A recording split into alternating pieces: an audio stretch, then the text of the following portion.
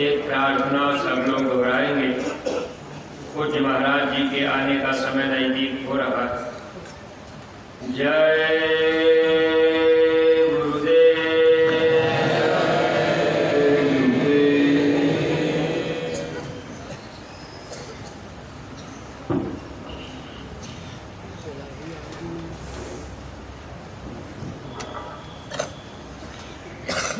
गुरु मैं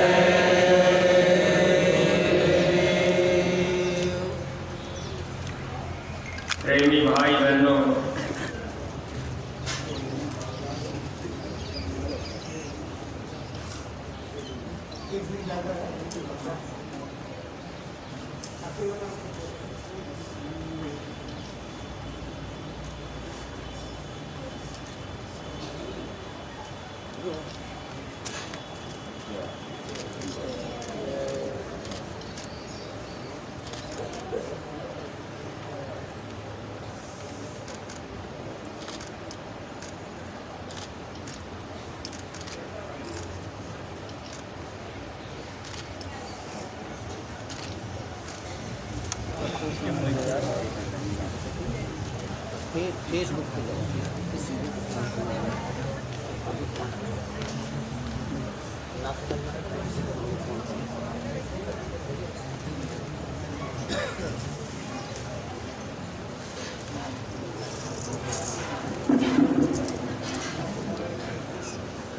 आप सभी लोग मालिक के पावन नाम का उच्चारण करेंगे। बोलो जय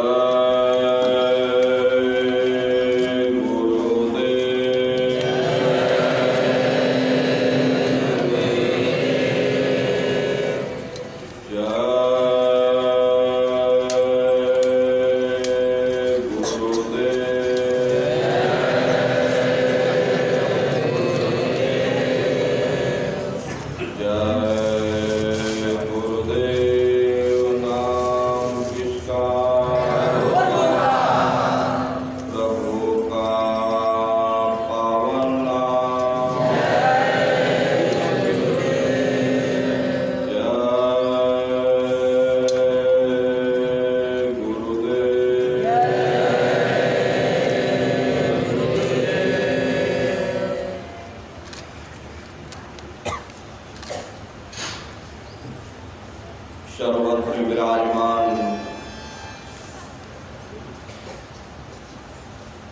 शब्द स्वरूप परम पूज्य स्वामी जी महाराज के श्री चरणों में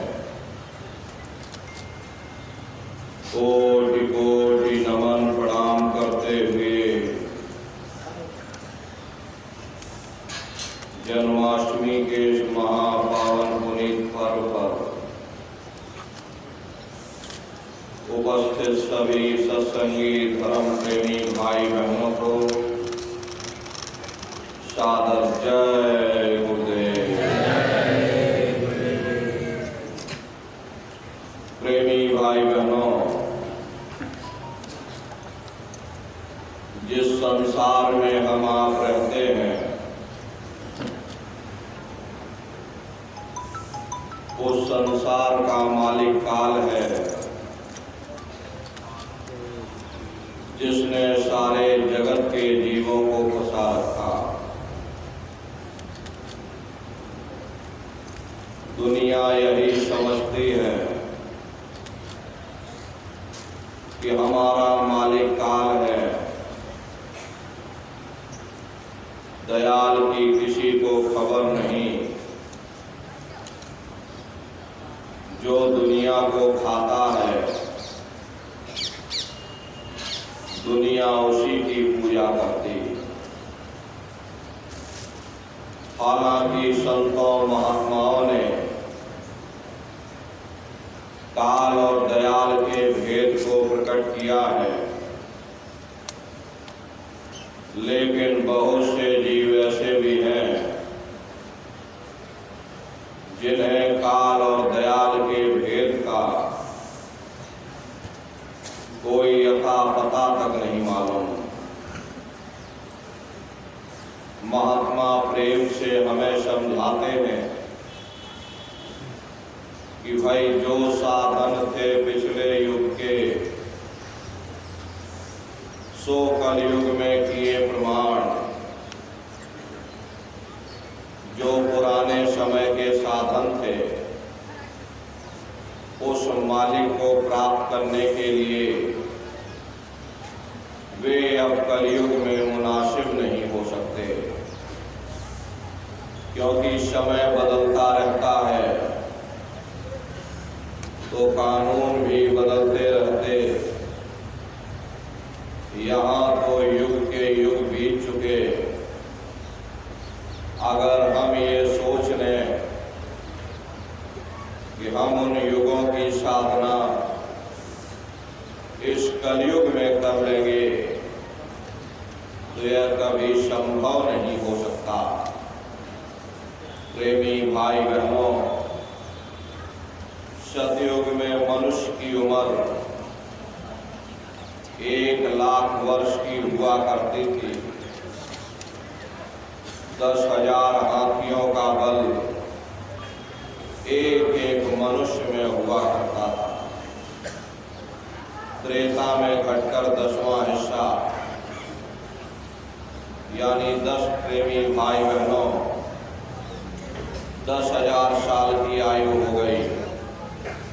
कलयुग में घटकर जब 10वां हिस्सा 100 साल की आयु और द्वापर में घटकर 10वां हिस्सा यानी 1000 वर्ष की उम्र, और इस कलयुग में सिर्फ 100 साल, 100 साल में भी 20 साल बाल्यकाल में गुजर जाते, बाकी बचे 40 साल इसमें नौकरी पेशा भी करना है, शादी ब्याह भी करना, फिर मनुष्य के पास समय कहाँ, न समय है न सामर्थ्य है। इसीलिए प्रेमी भाई बहनों, उन युगों की साधना इस कलयुग में मुनासिब नहीं हो सकती। महात्मा प्रेम से जीवों को समझाते हैं कि भाई मूर्ख प्राणी मन शैलानी, सो अटके जल और पाषाण, बुद्धिमान या अभिमानी सोनर, विद्या नार के हुए गुलाम। इस संसार में 3 तरह के मनुष्य होते हैं। एक अज्ञानी होता, दूसरा बुद्धिमान होता, तीसरे बीच के जीव होते हैं जो ना ज़्यादा ज्ञानी होते और ना ही ज़्यादा बुद्धिमान होते।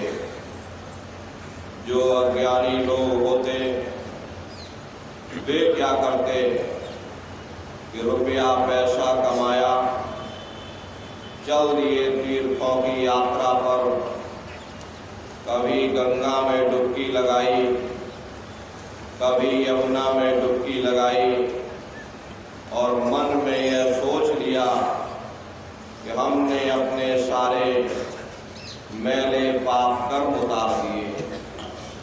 ठीक उसी तरह से जो बुद्धिमान लोग होते हैं अपने आप को बुद्धिमान समझते, उनकी हालत ऐसी है, बुद्धि के ज्ञान को पढ़ पढ़ करके उनके अंदर अहंकार आ जाता कि हम बड़े बुद्धिमान हो गए, हम ज्ञानी और ध्यानी बन गए, हमारे समान कोई ज्ञानी नहीं, किया कराया सब गया, जब आया अहंकार।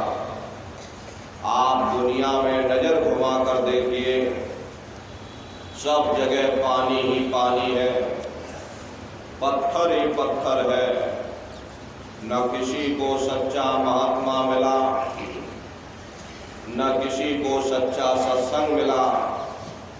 अगर कोई कथा भी करता है उससे जाकर परमार्थ की बात पूछिए, उसे कुछ भी ज्ञान नहीं। विद्या पढ़कर लेक्चरार बन गए, कोई कौम का ठेकेदार बन गया, कोई मजहब का ठेकेदार बन गया, अपनी अपनी कौम, अपना अपना मजहब, अपना अपना झंडा बुलंद करने के लिए न जाने कितने बेगुनाहों का कत्ल कर दिया, कितनी औरतें विधवा हो गई, कितने बच्चे अनाथ हो गए। नतीजा क्या रहा? चारों तरफ बर्बादी ही बर्बादी। अरे महात्मा कहते हैं कि भाई बाकी जीव बीच के जितने ना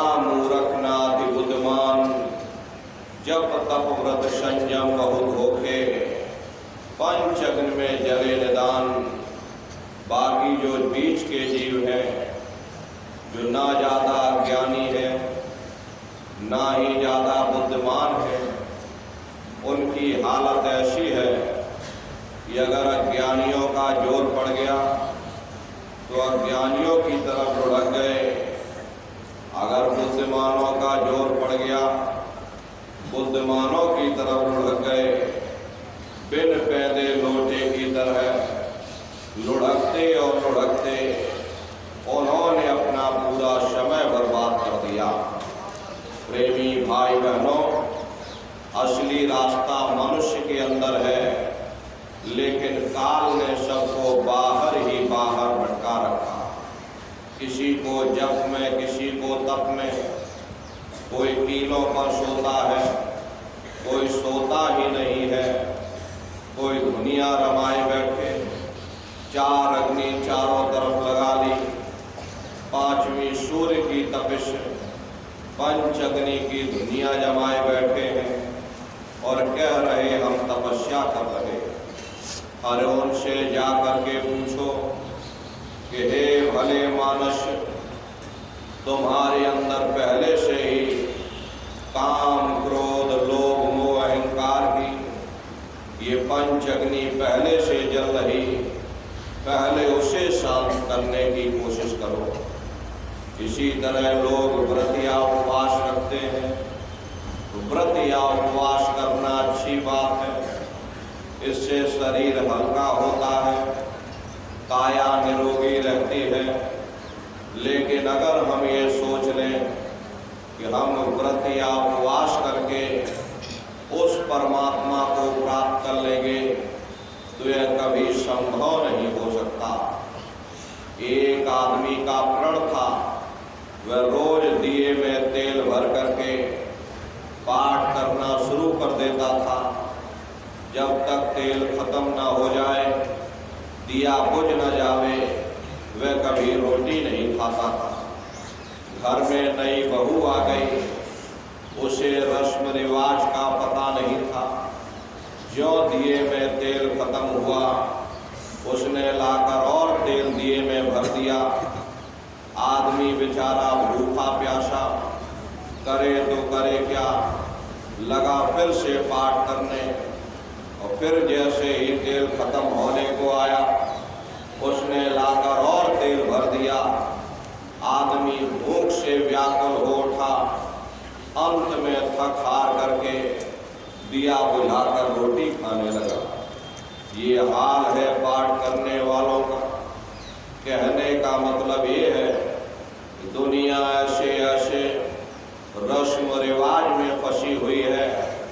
कोई सिद्ध बना बैठा, कोई नाथ बना बैठा, कोई देवी देवताओं का अवतार बना बैठा। ये सब काल का धोखा है।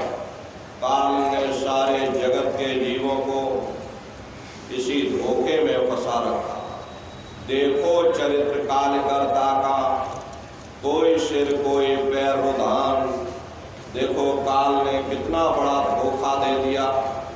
किसी को हाथों से बहा दिया तो किसी को पैरों से बहा दिया। वाल्मीकि जी महाराज ने राम के पैदा होने के 10,000 साल पहले ही पूरी रामायण बनाकर रख दी थी। भाई तुम्हारे अंदर राम है, तुम्हारे अंदर रावण है, सब कुछ तुम्हारे अंदर है। काल भगवान ने देखा किसने तो मेरा भेद उजागर कर दिया। उन्होंने बड़ी होशियारी के साथ बाहर राम बना दिए, बाहर रावण बना दिया, ताकि सारी दुनिया राम और रावण की कथा कहानी में उलझी रहे, कोई अंदर ना जाने पाए। सब बाहर ही बाहर भटकते रहे। भटक भटक भटकाया सब जग, कोई न लगे ठौर ठिकान। काल ने सारे जगत के जीवों को बाहर ही बाहर भटका दिया। किसी को पानी में, किसी को पत्थर में, किसी को मंदिर में, किसी को मस्जिद में, किसी को दिवालय और शिवालय में। अरे नर नारियों, इन बाहरी कर्म कांडों से न कभी किसी को मुक्ति मिली, न भविष्य में कभी मिल सकती। एक दृष्टांत लोमश ऋषि का आता है। लोमश ऋषि ब्रह्मा के पुत्र माने जाते थे। उनका संवाद आपकी धर्म पुस्तकों में इसका दृष्टांत आता है। लोमश ऋषि और ब्रह्मा का संवाद ये सारी दुनिया पढ़ती है। ये आपकी धर्म पुस्तकों में इसका वर्णन है। ये जगत के जीव जितने भूल भरम और कर्म कांडों में फंसे हुए, आप लोग भी बड़े ध्यान से सुनिएगा।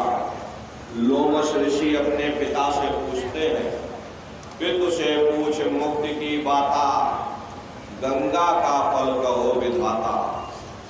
हे पिताजी, मुक्ति कैसे मिलेगी, क्या किया जाए, कैसे किया जाए, जरा आप हमको दया कृपा करके समझा दो कि हमें मुक्ति कैसे प्राप्त होगी।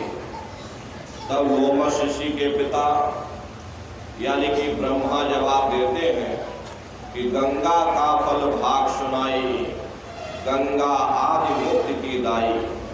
कि हे लोमश ऋषि, तुम जाओ, जाकर गंगा जी में स्नान करो। जो कोई गंगा में स्नान करेगा उसे सहज में मुक्ति मिल जाएगी।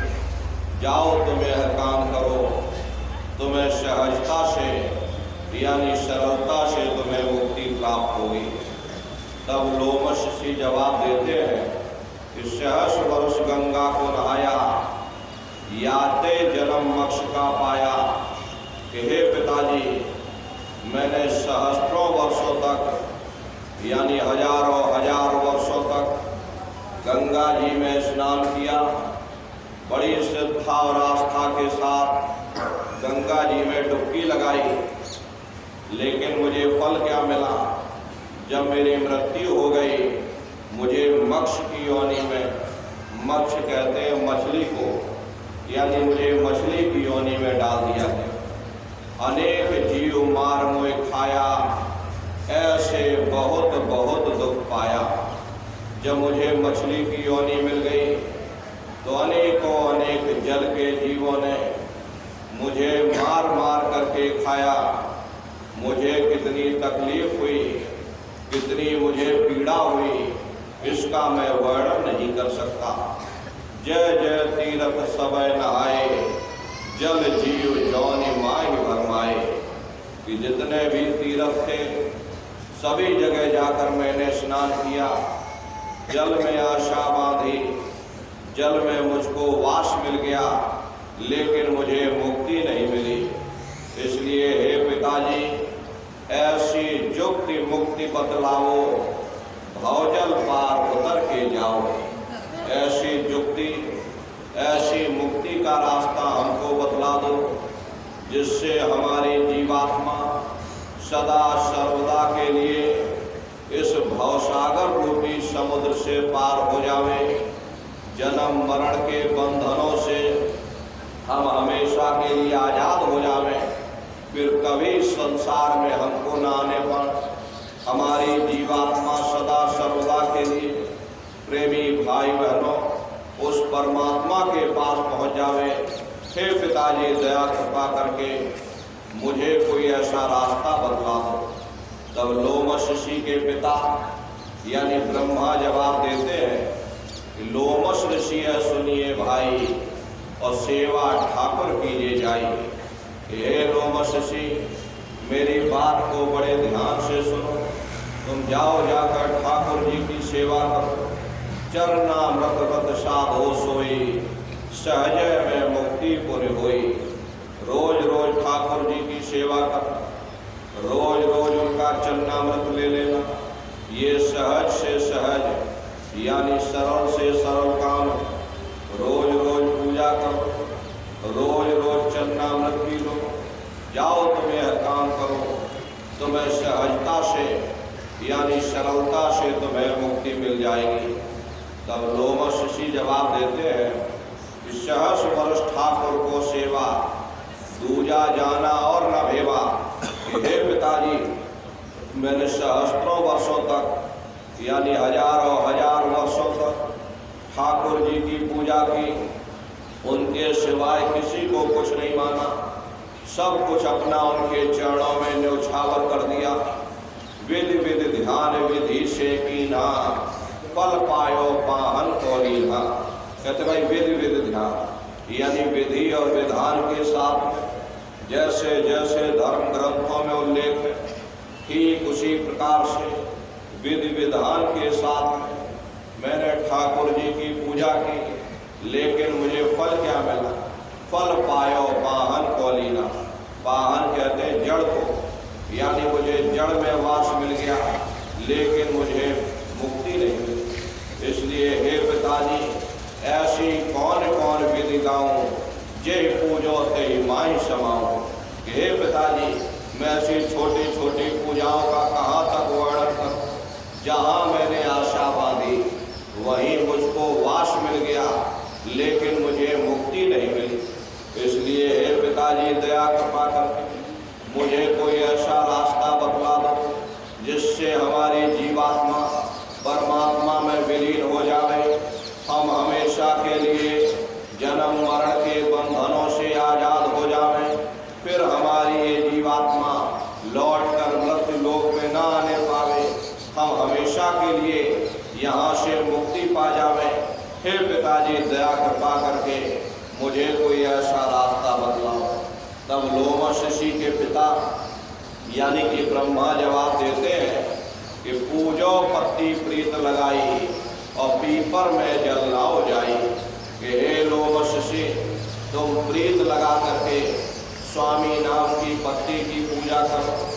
स्वामी नाम की पत्ती ये माताएं बहनें जानती होंगी, घरों के आंगन में लगाई जाती है, उसकी पूजा की जाती है। क्योंकि हमारे गुरु महाराज का नाम है, इसलिए हम लोग नहीं लेते, लेकिन उसी का यहाँ पर वर्णन किया गया। तो देखिए, कहते हैं, ब्रह्मा जवाब देते हैं कि हे लोमश ऋषि, तुम प्रीत लगा करके स्वामी नाम की पत्ती की पूजा करो। एक दिया पत्ती पे लावे, सो तो कोटि यज्ञ फल पावे। कि हे लोमश ऋषि, मेरी बात को बड़े ध्यान से सुनो। जो एक दिया स्वामी नाम की पत्ती के नीचे रखता है, उसे कोटान कोटि यज्ञों का फल प्राप्त होता। जाओ, तुम यह काम करो, तुम्हें सहजता से मुक्ति मिल जाएगी।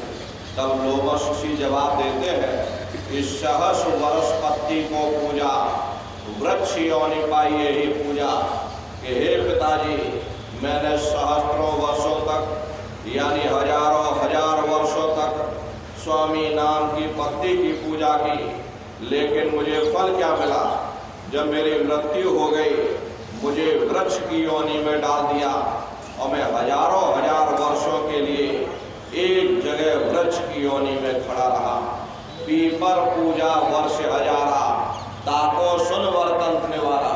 कि हे पिताजी, मैंने पीपर की भी पूजा की, पीपर की भी परिक्रमा लगाई, पीपर की भी बड़ी श्रद्धा और आस्था के साथ पीपल पर जल चढ़ाया। प्रेमी भाई बहनों, पीपल की आरती की, लेकिन मुझे फल क्या मिला? कन खजुरा दे ही पाई, बार बार भाव में भरमाई। कहते मुझे कन खजरे की योनि में डाल दिया और बार बार भाव में, भाव कहते 4 खान 84 लाख योनियों, बार बार 4 खान 84 लाख योनियों में हम भटकते रह गए, लेकिन मुझे मुक्ति नहीं मिली। इसलिए हे पिताजी, दया कृपा करके मुझे कोई ऐसा रास्ता बतला दो जिससे मुझे मुक्ति मिल जाए, ये जीवात्मा सदा सर्वदा के लिए परमात्मा में विलीन हो जावे। हे पिताजी, दया कृपा करके मैंने बहुत भटक लिया, मुझको दया कृपा करके ऐसा रास्ता बतला दो जिससे फिर जन्म मरण के बंधनों से हम हमेशा के लिए आजाद हो जाएं। तब लोमश ऋषि के पिता यानी ब्रह्मा जवाब देते हैं कि हे लोमश ऋषि, एकादशी करो तुम जाई, याते मुक्ति सहज में पाई। जाओ, तुम एकादशी का व्रत रखो।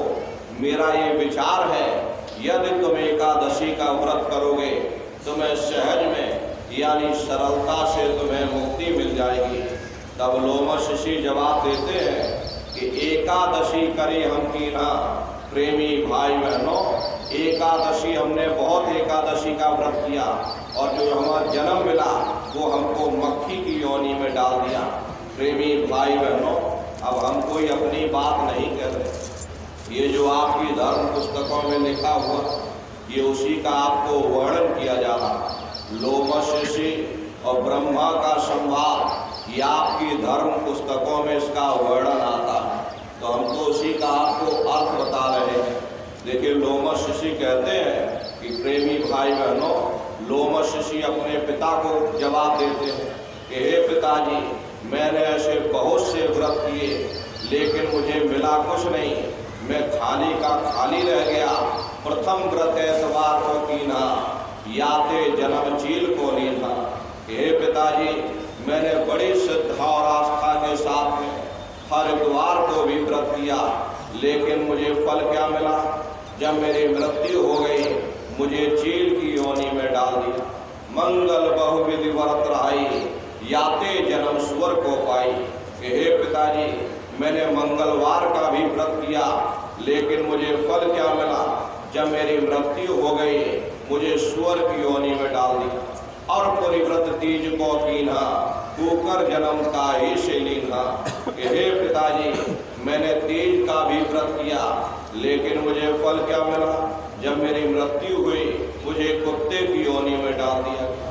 और पर दोष नेम से कीन्हा, खर को जन्म का ही से लीन्हा। कहते भाई, बड़े नियम और संयम के साथ में मैंने परदोष व्रत भी किया, लेकिन मुझे फल क्या मिला?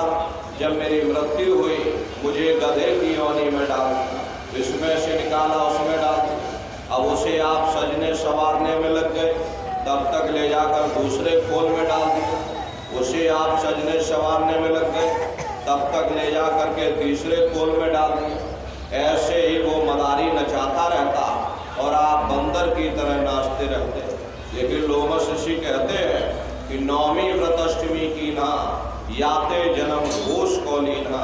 हे पिताजी, मैंने नौमी और अष्टमी का भी व्रत किया, लेकिन मुझे फल क्या मिला? जब मेरी मृत्यु हुई, मुझे घोष की योनि में डाल दिया। अंत में लोमश ऋषि जवाब देते हैं कि जो तुम कही सभी हम कीन्हा, मुक्ति न पायो रहो अधीना। हे पिताजी, जो भी आपने विधि बताई, मैंने विधि विधान के साथ उसे पूर्ण किया, लेकिन मुझे मुक्ति नहीं मिली। मैं खाली का खाली रह गया, मेरा जन्म बर्बाद हो गया। इसलिए हे पिताजी, दया कृपा करके मुझे कोई ऐसा रास्ता बतला दो जिससे मुझे मुक्ति मिल जाए। तब लोमश ऋषि के पिता यानी ब्रह्मा जवाब देते हैं कि पुण्य गौ का सबसे भारी, याते मुक्ति होए विचारी। कि हे लोमश ऋषि, मेरा ये विचार है कि जाओ तुम थोड़ा दान पुण्य करो, और दान पुण्य में सबसे बड़ा पुण्य गौदान माना जाता है। जाओ तुम गौदान करो, जा करके तुम्हें सहज में मुक्ति मिल जाएगी। तब लोमश ऋषि जवाब देते हैं कि गौदान की ना हम बहु तेरा, जन्म मिला जो बकरी केरा। कि हे पिताजी, मैंने बहुत गौदान किया, लेकिन जब मेरी मृत्यु हो गई, मुझे बकरी की योनि में डाल दिया। न जाने कितने जीवों ने मेरा शिकार किया, मुझे मार मार करके, मुझे काट काट करके खाया। मुझे कितनी तकलीफ हुई, इसका मैं वर्णन नहीं कर सकता।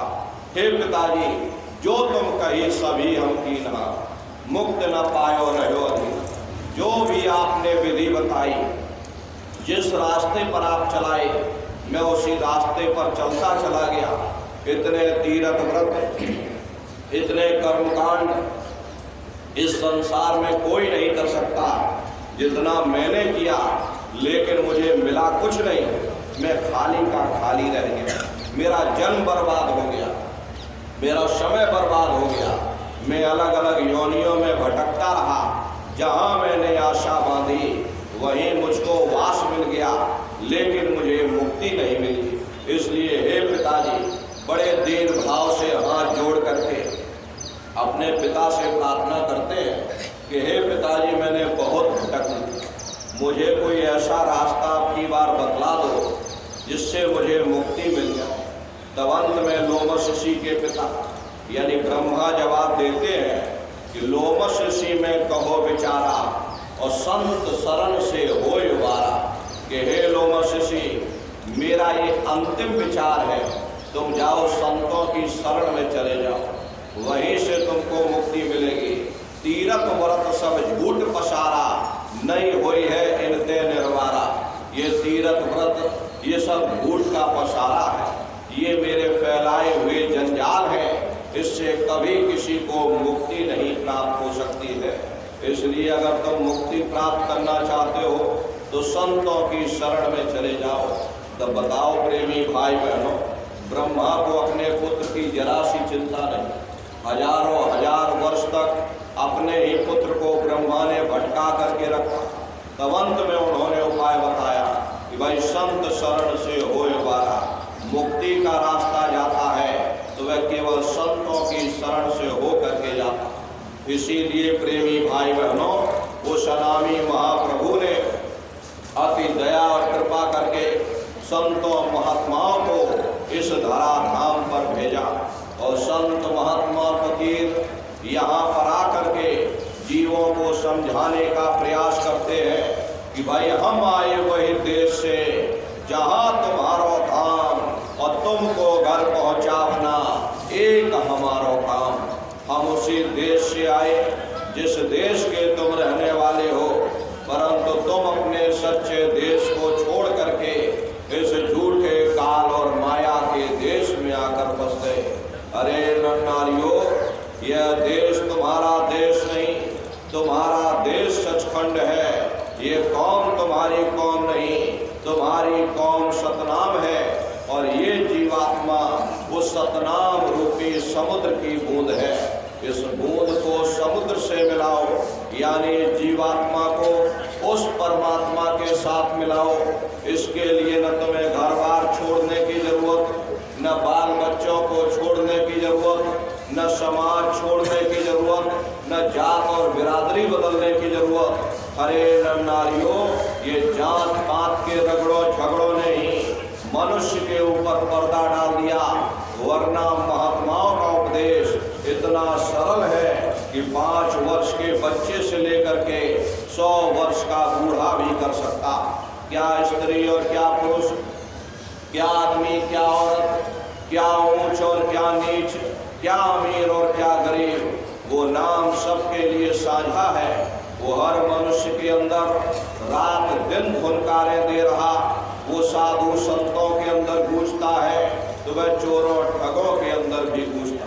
यहाँ किसी कौम का सवाल नहीं, किसी मजहब का सवाल नहीं, किसी जात और बिरादरी का सवाल नहीं। ये जात पात के रगड़े झगड़े ये हमारे अपने नहीं है, ये सिर्फ हमारे मन की खुराफात है। अरे उस परमात्मा ने केवल एक इंसान बनाया। प्रेमी भाई बहनों, परमात्मा की तरफ से कोई जात पात नहीं। परमात्मा ने हवा सबको समान दी, परमात्मा ने प्रकाश सबको समान दिया, परमात्मा ने वायु सबको समान दिया, जल सबको समान दिया। अरे ये रगड़े और झगड़े तो हम आप यहाँ पर आकर के पैदा करते। जाति पात पूछा नहीं कोई, हरि का भजय सो हरि का होई। लोग यहाँ जात पात बनाते बनाते मर गए, लेकिन नारियों, जब तुम्हारी ये जीवात्मा इस मनुष्य रूपी चोले को छोड़ करके और धर्मराज के दरबार में पहुंचेगी, वहां न तुमसे ये पूछा जाएगा कि तुम किस जाति के हो, किस कौम के हो, किस मजहब के हो, तुम हिंदू हो या मुसलमान हो, हिंदुस्तान से आए हो या पाकिस्तान से आए हो। अरे वहाँ तुम्हारे कर्म देखे जाएंगे, भक्ति भाव देखा जाएगा, मालिक से मिलने का प्रेम और प्यार देखा जाएगा। ये जात पात के रगड़े झगड़े, कोई भी महात्मा ये जात पात के रगड़ों झगड़ों में नहीं पड़ता। महात्माओं का जो उपदेश होता है वो कुल आलम के लिए होता, सारी दुनिया के लिए होता, सारी कायनात के लिए होता, सर्व मानव जाति की भलाई के लिए होता, आसान से आसान होता, सरल से सरल होता।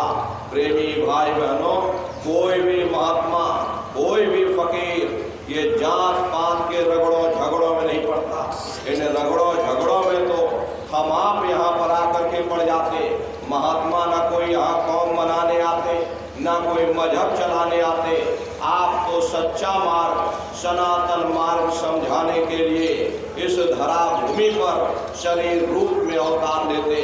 ये जितने हमारे मजहब हैं, चाहे हिंदू धर्म हो, चाहे मुसलमान धर्म हो, चाहे सिख धर्म हो, चाहे ईसाई धर्म हो, जितने हमारे मजहब हैं, इनके जितने रीत रिवाज हैं, जितना रहन सहन का तरीका है, जितनी भी शरीयतें हैं, हमें जरूर अलग अलग नजर आती है, लेकिन उसके अंदर जो रूहानियत छिपी हुई है वो असलियत है।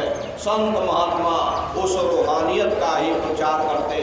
अरे रूहानियत का और शरीयत का आपस में वैसा ही रिश्ता होता है जैसा जेवरों का जेवरों के डिब्बों के साथ होता।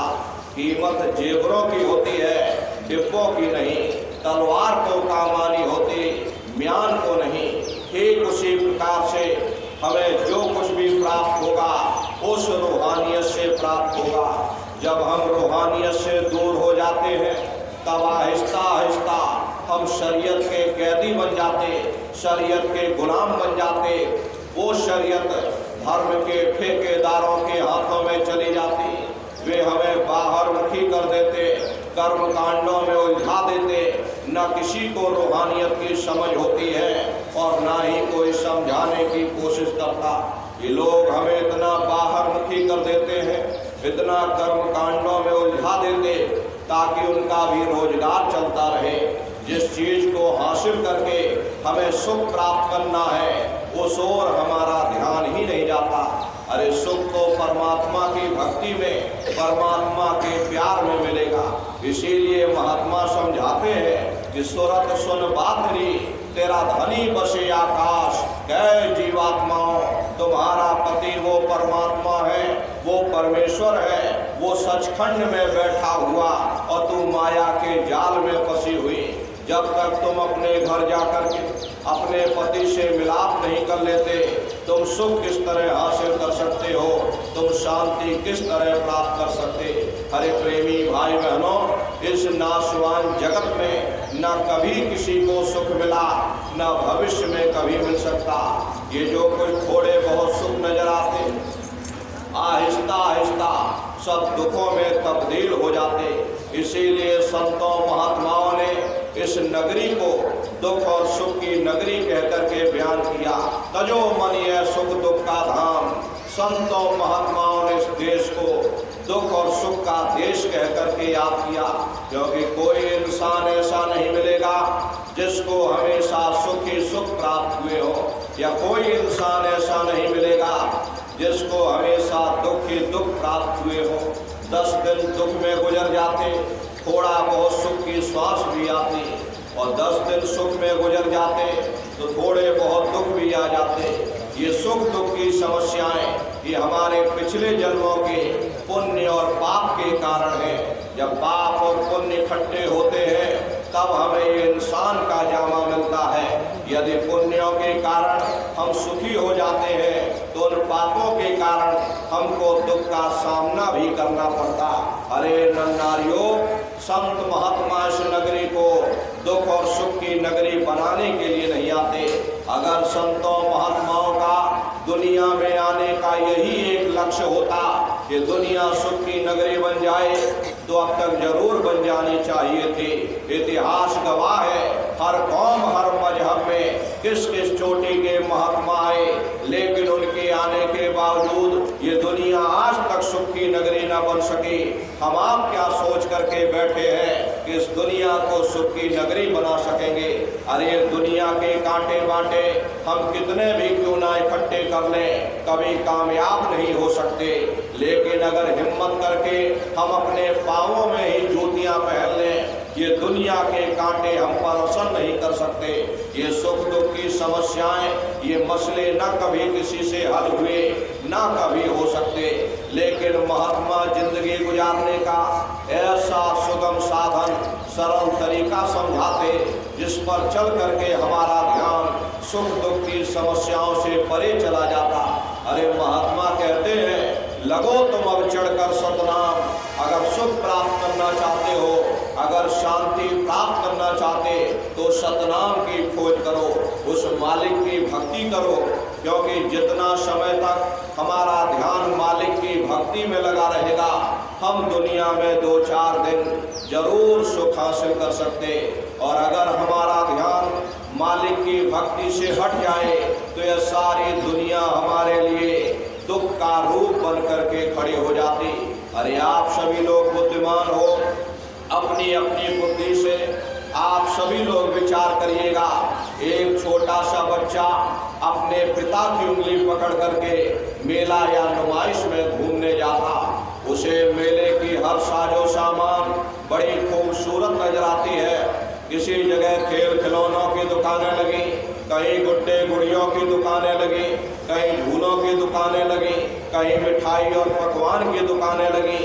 वो बच्चा सोचता है कि शायद हमारा मन, प्रेमी भाई बहनों, हमको इन चीज़ों में सुख मिलेगा। लेकिन यदि भूल करके भी वो बच्चा अपने पिता की उंगली छोड़ देता, वो सारा साजो सामान उसी जगह रहता है, लेकिन बच्चा रोने चिल्लाने लगता, चीखने लगता, तब उसे खुद ब खुद महसूस होता है ये खुशी हमें तभी तक प्राप्त हो सकती जब तक हमने अपने पिता की उंगली पकड़ रखी थी। अरे हमारा पिता कौन है? वो परमात्मा है जिसने अंड खंड ब्रह्मांड की रचना की।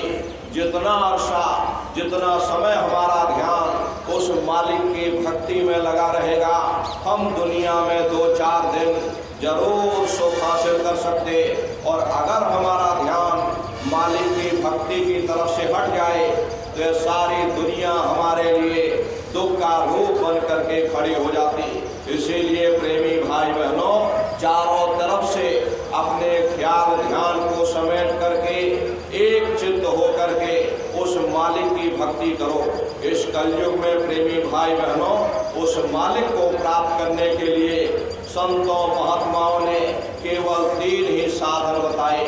साधन 3 सार्युन वर्णे और साधन सब होते मान। इस कलयुग में उस मालिक को प्राप्त करने के लिए महात्माओं ने केवल 3 ही साधन बताए, सुमरन, ध्यान और भजन। ये सुरत शब्द नाम की कमाई है। प्रेमी भाई बहनों, सुरत शब्द नाम की कमाई करना, सब जतन दूर यव धरना। कोई दूसरा उपाय करने की जरूरत नहीं, कोई तीसरा उपाय करने की जरूरत नहीं। एक उपाय करो, सुरत को शब्द के साथ जोड़ दो, क्योंकि शब्द को पकड़ करके ही ये जीवात्मा यहाँ मृत लोक में आई। शब्द को ही पकड़कर ये जीवात्मा अपने घर यानी सचखंड में वापस पहुँचेगी। इसलिए प्रेमी भाई बहनों, सुरत शब्द का भेद, ये भेद सबसे पहले 700 वर्षों के अंदर कबीर साहब ने जारी किया। बाद में अन्य महात्मा आए, कबीर, नानक, दादू दरिया, भीखा रविदास, पलटू जगजीवन, ईसा मूसा, मोहम्मद साहब, मीराबाई, सहजोबाई, बहुत सी महात्माएं। और उसके बाद हमारे गुरु महाराज ने तो इसकी परत दर परत खोल करके रख दी।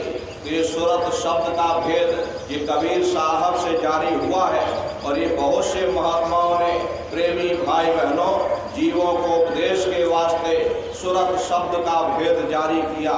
इस कलयुग में सूरत शब्द का भेद ही उस मालिक तक वापस पहुंचाएगा, क्योंकि शब्द को पकड़ करके ही ये जीवात्मा यहाँ मृत्यु लोक में आई थी।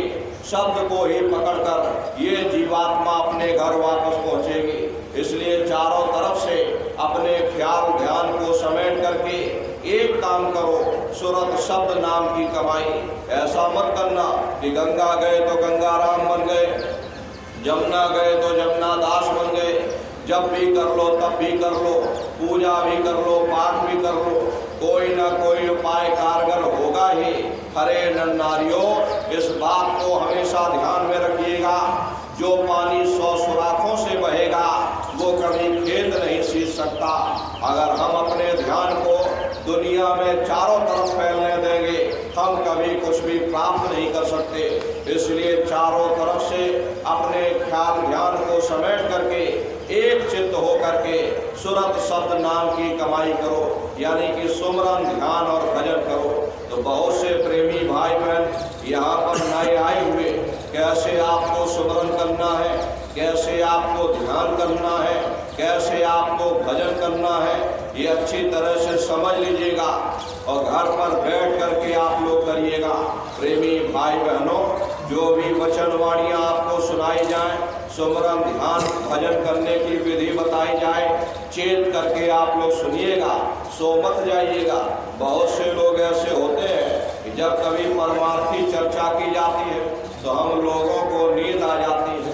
अरे हम लोग सो जाते हैं, ये हमारे आपके खोटे पाप कर्मों का नतीजा है। अरे आपको नींद आ जावे तो आप समझ लेना कि हम लोगों के ऊपर पाप कर्मों के बोझे लदे हुए, जो हमें महात्माओं की तरफ उनके वचन वाणियों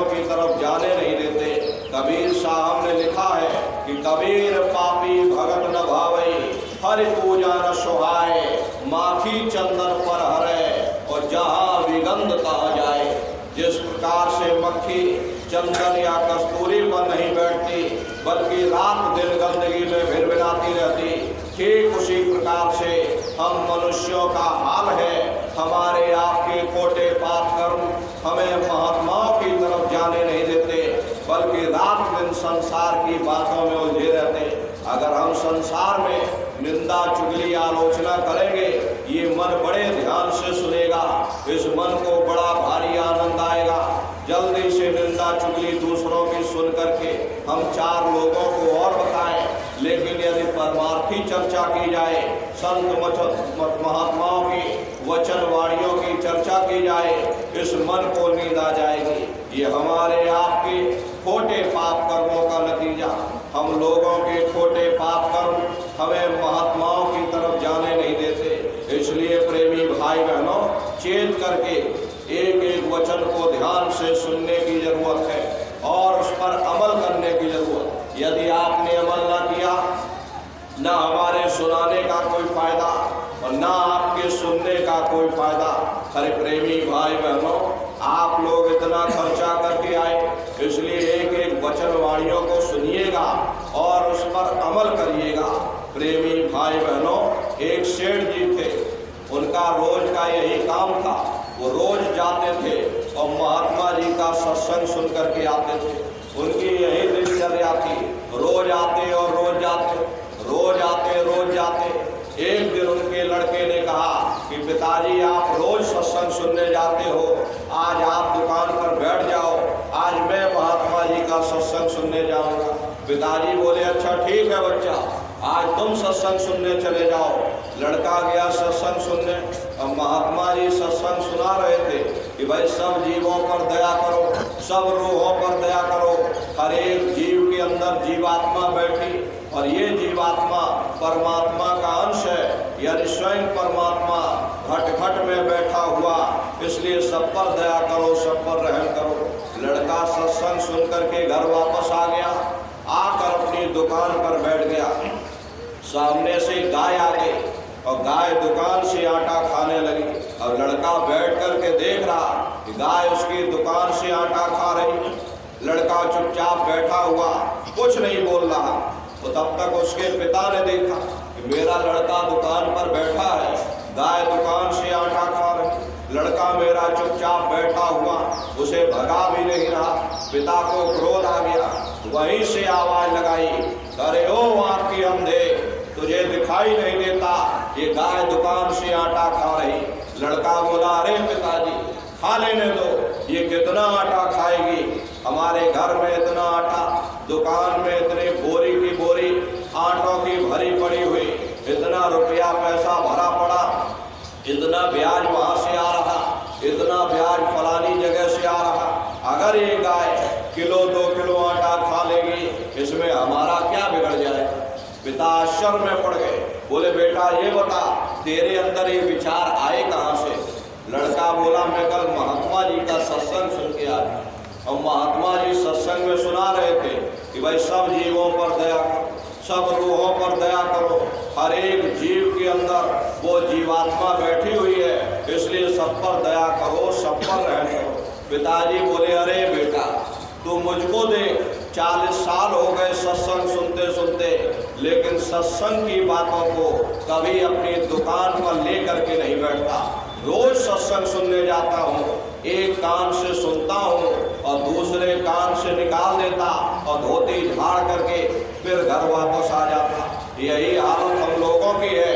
अरे हम लोग सत्संग तो सुनते हैं, एक कान से सुनते और दूसरे कान से निकाल देते और फिर दुनिया में जा करके और दुनिया के रंग में रंग जाते। इसलिए ऐसी गलती आप लोग मत करिएगा। जो भी वचन वाणियाँ आपको सुनाई जाए, ध्यान दे करके एक वचन को सुनिएगा और उस पर अमल करिएगा। तो प्रेमी भाई बहनों, उस मालिक को प्राप्त करने के लिए संतों महात्माओं ने केवल 3 ही साधन बताए। पहला है सुमरन, दूसरा है ध्यान और तीसरा है भजन। सुमरन कहते उस मालिक को याद करना, ध्यान कहते दृष्टि को एकाग्र करना, और भजन कहते कान में उंगली डाल करके उस शब्द को सुनना, नाम को सुनना, उस आवाज को सुनना जो मालिक के घर से आवाज आ रही। तो कैसे आप लोग सुमरन करोगे, कैसे आप लोग ध्यान करोगे, कैसे आप लोग भजन करोगे, अच्छी तरह से समझ लीजिए और घर पर बैठ करके आप लोग करिएगा। तो सबसे पहले सुमरन कैसे किया जाएगा? सुमरन करने के लिए आज पर सारी दुनिया बैठेगी, ये जहाज सारी दुनिया को पार करेगा। अरे अभी क्या देखते हो, वो समय आगे आ रहा, जय गुरुदेव नाम से आगे चल करके न जाने कितनी रूहें ये खेपों की खेपें पार होंगी। ये नए जीवों के लिए ये रास्ता सरल से सरल किया गया। अरे बहुत से पुराने प्रेमी अगर उनसे पूछा जाए जरा नाम रूप स्थान गाजे बाजे बता दो, वो तक भूल जाते। इसलिए का कवल है, यहाँ पर पृथ्वी तत्व पाया जाता, उसके ऊपर इंद्रिय चक्र आता है, इंद्रिय चक्र में ब्रह्मा जी वास करते, ये 6 दल का कवल है। यहाँ पर जल तत्व पाया जाता, उसके ऊपर ये नाभि चक्र आता, नाभि चक्र में विष्णु जी वास करते, ये 8 दल का कवल है। यहाँ अग्नि तत्व पाया जाता, उसके ऊपर हृदय चक्र आता है, हृदय चक्र में शिव जी वास करते, ये 12 दल का कवल है। यहाँ पर वायु तत्व पाया जाता, वास तो वो ऊपरी मंडलों में करते, लेकिन उनका प्रकाश, उनकी किरणें इन चक्रों पर पड़ती हैं। उसी के ऊपर एक कंठ चक्र आता है, यहाँ आद्या महाशक्ति की किरणें पड़ती हैं। और आप सबसे ऊपर, आपकी जीवात्मा सबसे ऊपर दोनों आंखों के मध्य भाग में बैठी है। यहीं पर बैठ करके जीवात्मा अपने प्रकाश को नीचे के चक्रों से समेट करके 9 द्वारों से समेट कर यहाँ 10वें द्वार पर एकाग्र कर लेती। प्रेमी भाई बहनों, जब आप शब्द को सुनोगे उस शब्द में कशिश है, वो शब्द जीवात्मा के प्रकाश को समेट करके 9 चक्रों से समेट कर यहाँ 10वें द्वार पर सारे प्रकाश को इकट्ठा कर लेगी। और जैसे ही जीवात्मा का प्रकाश यहाँ पर एकत्रित हुआ, तुरंत वो शब्द जीवात्मा को खींच करके इस शरीर से अलग कर देगी। फिर आप अपनी आंखों से देखिएगा कि हमारा शरीर ये है और हम ये खड़े, आप अपने ही शरीर से अलग हो जाओगे। प्रेमी भाई बहनों, आप शरीर नहीं हो, आप एक जीवात्मा हो। ये शरीर तो सिर्फ एक मिट्टी का पुतला है, ये शरीर जीवात्मा के रहने का एक पिंजड़ा है, एक मकान है जिसके अंदर जीवात्मा रह रही। जीवात्मा शरीर से अलग हो जाए, ये शरीर मिट्टी हो जाएगा, इसको जला करके राख कर दिया जाएगा। तो इस शरीर के अंदर कोई चैतन्य चीज है तो वह केवल जीवात्मा है। ज्ञान कब होगा? जब आप अपने शरीर से अलग हो जाओगे, तब आपको हकीकत का पता चलेगा। नहीं, हम एक आत्मा है, हमारा शरीर एक पिंजड़ा है जिसके अंदर हम रह रहे।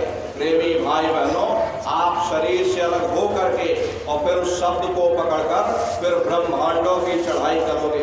बड़ी भारी रफ्तार होती है, पलक झपकते है जीवात्मा, खरबों योजन ऊपर चली जाती। रोज आओ, रोज जाओ, रोज भजन करो, रोज घंटे शंख की आवाज को पकड़ लो, रोज आसमानों की सैर करो और फिर अपने शरीर में वापस चले आओ।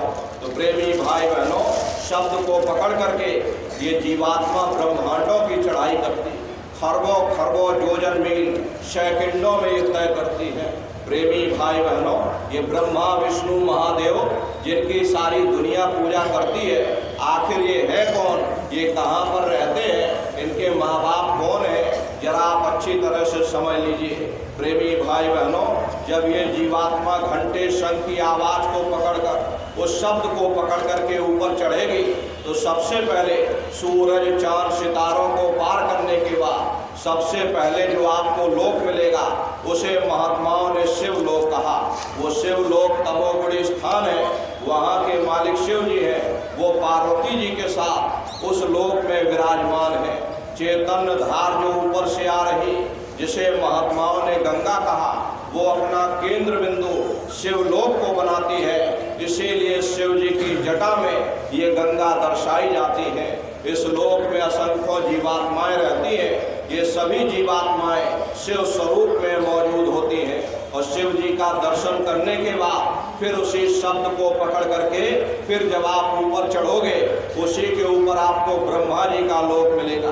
ब्रह्मा जी का लोक रजोगुणी स्थान है। वहाँ के मालिक ब्रह्मा जी है, वो गायत्री, सावित्री और सरस्वती के साथ उस लोक में विराजमान है। वहाँ पर वेद ध्वनियाँ सदा उस लोक में उच्चारण होती रहती हैं। और ब्रह्मा जी का दर्शन करने के बाद फिर उसी घंटे शंख की आवाज़ को पकड़ करके फिर जब आप ऊपर चढ़ोगे उस आवाज़ को पकड़ करके रखना पड़ता। यदि आपने घंटे शंख की आवाज़ छोड़ दी, सेकंड भर आपको नहीं लगेगा, पलक झपकते ही आप अपने शरीर में प्रवेश कर जाओगे और बाहरी आंखों को खोल दोगे। फिर ऊपर चढ़ने के लिए आपको उतनी मेहनत फिर करनी पड़ेगी, इसीलिए उस आवाज़ को पकड़ करके रखना पड़ता। कभी कभी साधक उस आवाज़ को छोड़ देता, क्योंकि उन लोगों में पहुंच करके इतने सुंदर सुंदर दृश्य दिखाई देते हैं, इतने सुंदर सुंदर बाग बगीचे। वहाँ का एक पेड़ देखोगे लाखों वर्ष लग जाएंगे, लेकिन एक पेड़ को आप पूरा नहीं देख पाओगे। इतने विशाल वहाँ के पेड़ हैं। वहाँ के सुंदर सुंदर महलों को देखकर जीवात्मा का मन करता है बस अपनी पूरी जिंदगी यहीं पर काट दें, कहीं ऊपर नीचे न जाने पाए। ऐसी दशा में साधक उस शब्द को छोड़ देता, और जैसे ही आप शब्द को छोड़ दोगे सेकंड भर आपको नहीं लगेगा, धड़ाम से आप अपने शरीर में प्रवेश कर जाओगे और इन बाहरी आंखों को खोल दोगे। इसीलिए शब्द को पकड़ करके रखना पड़ता। तो ब्रह्मा जी का दर्शन करने के बाद फिर उसी घंटे शंख की आवाज़ को पकड़ करके फिर जब आप ऊपर चढ़ोगे उसी के ऊपर आपको विष्णु लोक मिलेगा। वो विष्णु लोक वो सतोगुणी स्थान है। वहाँ के मालिक विष्णु जी हैं। उनका बड़ा मनमोहक स्वरूप है। उनकी 4 भुजाएं हैं और चारों भुजाओं में शंख, गदा, पद्म और चक्र सुशोभित है। और आप क्षीर सागर में लक्ष्मी जी के साथ विराजमान हैं। ये तीनों देवता ब्रह्मा, विष्णु और महादेव अपने अपने लोक में बैठकर राज कर रहे। एक रचयिता है जो हम जीवों को रचता है, एक पालनहार है जो जीवों को पालता है, और एक संहार करता जो जीवों को नष्ट कर देता। और इनकी माता वो आद्या महाशक्ति है। ब्रह्मा, विष्णु, महादेव लोक के ऊपर वो आद्या महाशक्ति का लोक आता। उसी लोक को पार करने के बाद सबसे पहला देश पड़ता है, या यूँ कह लो पहली राजधानी पड़ती है, जिसे महात्माओं ने सहस दल कवल कहा। वो राजधानी है। ये ब्रह्मा, विष्णु, महादेव के जो लोक है वो उस राजधानी के अंतर्गत आने वाले जिले हैं। जैसे आपके उत्तर प्रदेश की राजधानी लखनऊ है, इसी तरह प्रेमी भाई बहनों वो सहस्त्रदल कवल राजधानी है। ब्रह्मा, विष्णु, महादेव के जो लोक है वो छोटे छोटे जिले हैं। प्रेमी भाई बहनों उस राजधानी के जो मालिक हैं वो निरंजन भगवान है। निरंजन भगवान, इन्हीं को दुनिया त्रिलोकीनाथ कहते हैं। ये ब्रह्मा, विष्णु, महादेव ये निरंजन भगवान के ही पुत्र हैं। और ये आद्या महाशक्ति ये निरंजन भगवान की अर्धांगिनी है। और निरंजन भगवान स्वयं तीनों लोकों के मालिक हैं। इन्हीं को त्रिलोकीनाथ कहा गया। हिंदू इन्हीं को परमात्मा कहते, मुसलमान उन्हीं को खुदा कहते, ईसाई उन्हीं को गॉड कहते। अरे ये जल एक ही है, चाहे इसे आप पानी कह लो, वाटर कह लो, नीर कह लो, सबका मालिक एक है। प्रेमी भाई बहनों हम लफ्जों के झगड़े में उलझे हुए कि मेरा परमात्मा है, मेरा खुदा, मैं तुम्हारा गॉड। प्रेमी भाई बहनों लेकिन वो परमात्मा, वो खुदा, वो गॉड एक ही है। वो पहले स्थान पर बैठे हुए निरंजन भगवान, उन्हीं को दुनिया त्रिलोकीनाथ कहती है। हिंदू उन्हीं को परमात्मा और मुसलमान उन्हीं को खुदा कहते हैं। घंटे और शंख की आवाज़ जो हर इंसान के अंदर गूंज रही, वो आवाज़ उन्हीं के मुखार बिंद से हो रही। निरंजन भगवान का जो स्वरूप है वो ज्योतिष स्वरूप है। 1000 बाती की अखंड ज्योति वहाँ पर बराबर जल रही। अरे हम आप यहाँ पर ज्योत जलाते हैं, इस ज्योत में तेल की जरूरत पड़ती है, बाती की जरूरत पड़ती, लेकिन वो अखंड ज्योति ऐसी है जिसमें ना तेल की जरूरत और ना बाती की जरूरत है। पलटू साहब ने जिक्र किया है कि उल्टा कुआं गगन में तिसमें जरे चिराग और तिसमें जरे चिराग, बिना रोगन बिन बाती और 6 ऋतु 12 मास जरत रहे दिन राती। सतगुर मिले जो होए ताई की नजर में आवे, बिन सतगुर नहीं कोई वाह को दर्शावे। वो अखंड ज्योति ऐसी है जिससे पूरा ब्रह्मांड प्रकाशमान हो रहा। न जाने कितने ऋषि मुनि पीर पैगंबर औलिया उस जोत पर कुर्बान हुए बैठे। वहाँ के धनी का दर्शन करने के बाद फिर जीवात्मा दूसरे मंडल की चढ़ाई करती है।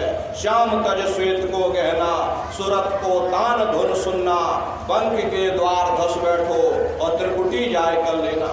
इसी के ऊपर दूसरा मंडल आता जिसे महात्माओं ने त्रिकुटी देश कहा।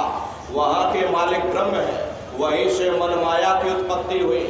वहीं से तीन गुण रजोगुण तमोगुण सतोगुण तीनों गुणों की उत्पत्ति वहीं से हुई। ये जो आपके वेद हैं, वेदों की भी उत्पत्ति उसी स्थान से हुई है। अरे महात्मा कहते हैं कि त्रिकुटी महल में विद्या सारा, घर हर गरजे बजे नगारा, लाल बरन सूरज उजियारा। वहाँ पर दो धुने बादलों की गर्जन और मृदंग, दो धुने उस लोक में बराबर गूंजती रहती है।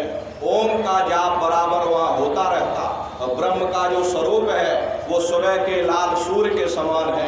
ये सूरज कुछ नहीं, ऐसे लाखों लाख सूर्य इकट्ठे करोगे तो वहाँ का एक सूर्य बनता है। ब्रह्म का जो स्वरूप है वो सुबह के लाल सूर्य के समान, इसीलिए वहाँ का पूरा ब्रह्मांड लाल है। मीराबाई जब साधना करके वहाँ पहुंची तभी मीराबाई ने लिख दिया, लाली मेरे लाल की जित देखूत लाल, और लाली देखन में गई मैं भी हो गई लाल। वो पूरा ब्रह्मांड ही लाल है। जितने साधक वहाँ पहुँच जाते हैं उन सभी को योगेश्वर कहा जाता। जैसे व्यास जी हुए, वशिष्ठ जी हुए, वाल्मीकि जी हुए, इन सब की पहुँच वहीं तक थी। इसीलिए कहा गया कि वाल्मीकि भय ब्रह्म समाना। जब इनकी जीवात्मा वहाँ पहुँची, जब इन्होंने ब्रह्म का दर्शन किया, इनका स्वरूप भी ब्रह्म के समान यानी कि ब्रह्म स्वरूप हो गया। तो जितने साधक वहाँ पहुँच जाते हैं उन सभी को योगेश्वर कहा जाता। योगेश्वर भगवान श्री कृष्ण उसी देश में वास करते हैं। ये जो ब्रह्म देश है ये श्री कृष्ण भगवान का ही देश है। वहाँ के धनी का दर्शन करने के बाद आगे पहुँचे शून्य झंकार। इसी के ऊपर तीसरा मंडल है जिसे महात्माओं ने शून्य देश कहा, उसी को रारंग देश कहा जाता। वहाँ के जो मालिक हैं वो रारंग पुरुष यानी पार ब्रह्म पुरुष है। और पार ब्रह्म पुरुष का दर्शन करने के बाद फिर ये जीवात्मा चौथे मंडल पर पहुंचती है। और चौथे मंडल के जो स्वामी हैं वो सोहंग पुरुष है। वहाँ बंशी यानी मुरली की मधुर ध्वनियाँ सदा उस लोक में उच्चारण होती रहती। और सोहंग पुरुष का दर्शन करने के बाद ताके परे धाम सतनामा और 3 बजे सतलोक ठिकाना। सोहंग देश के ऊपर वो 5वां देश आता जिसे महात्माओं ने सचखंड देश कहा। वो सचखंड देश अजर अमर अविनाशी सदा एक रस रहने वाला देश है। वहाँ न काल है, न कर्म है, न दुख है, न संताप है, न पुण्य है, न पाप है। जो जीवात्माएं वहाँ पहुँच जाती हैं हमेशा के लिए जन्म मरण के बंधनों से आज़ाद हो जाती।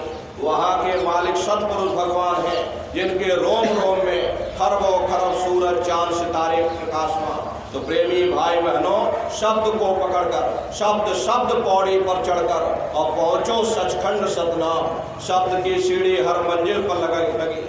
आपने भजन किया, घंटे शंख की आवाज को पकड़ा, आप पहले स्थान पर पहुंच जाओगे।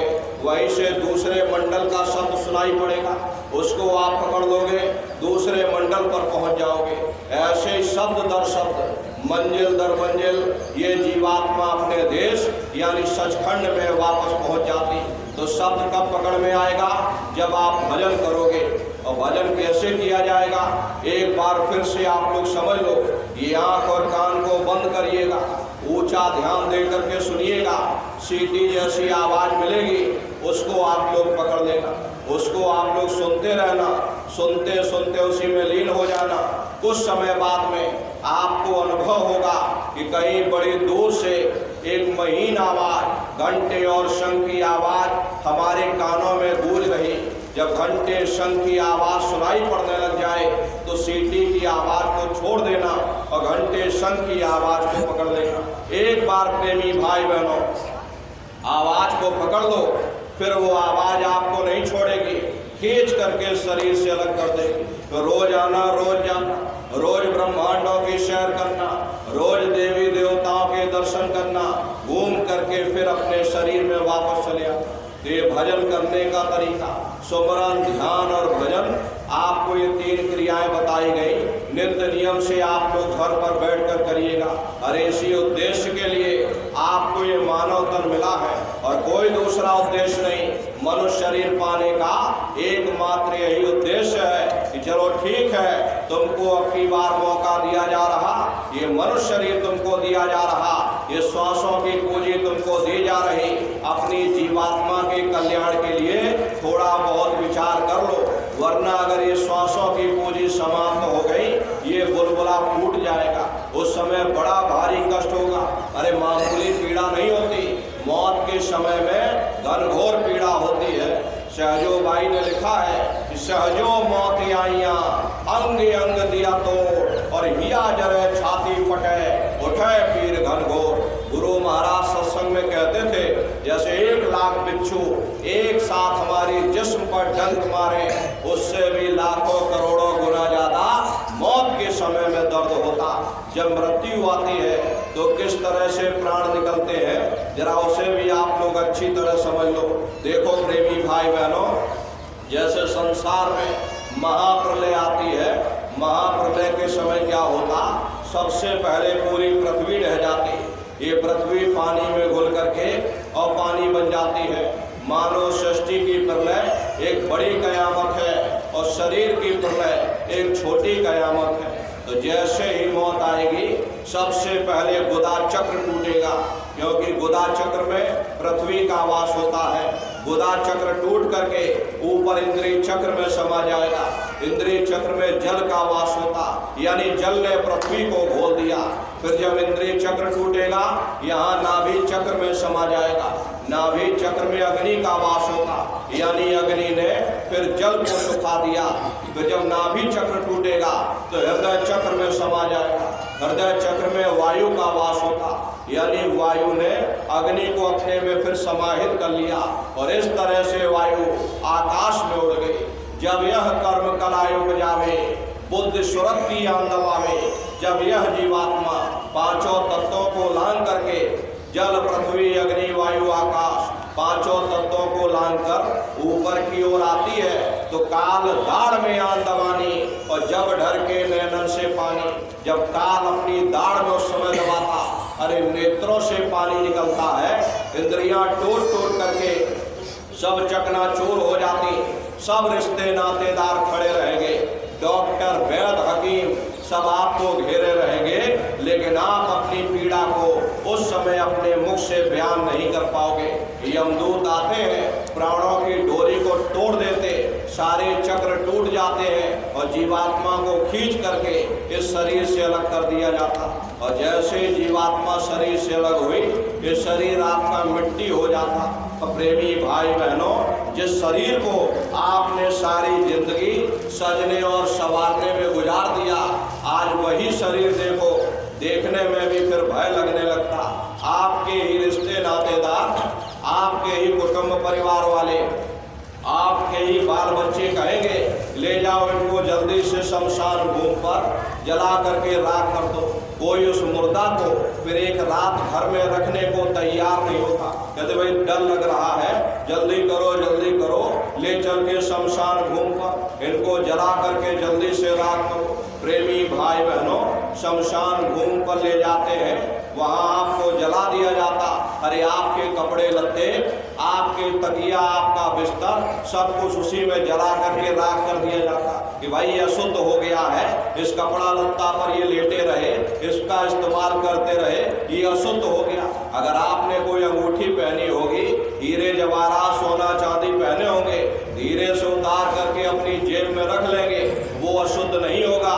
लेकिन आपके कपड़े अशुद्ध हो जाएंगे, आपके लत्ते अशुद्ध हो जाएंगे, वो सब अशुद्ध हो गया, उसको ले जा करके और शमशान भूमि पर जला करके राख कर। अब कितनी स्वार्थी ये दुनिया है। इसीलिए महात्मा कहते हैं कि भाई कुटुंब परिवार मतलब का बिना धन पास नहीं जाए।